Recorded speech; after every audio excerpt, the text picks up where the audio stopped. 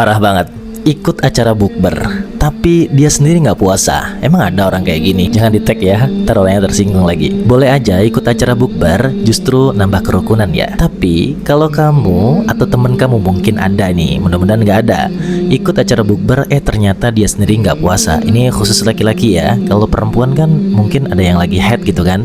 Kalau lagi head ya wajar lah, nggak apa-apa dia nggak puasa. Memang nggak boleh puasa dan ikut acara bukber ya silahkan. Tapi yang aneh itu laki-laki sehat, nggak ada sakit, nggak ada uzur yang membenarkan dia untuk mokel, ternyata dia nggak puasa dan anehnya seneng banget ikut acara bukber.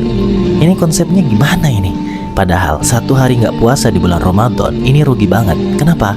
Karena meskipun kamu 1 tahun full puasa terus setiap hari, pahalanya belum bisa menandingi 1 hari puasa di bulan Ramadan.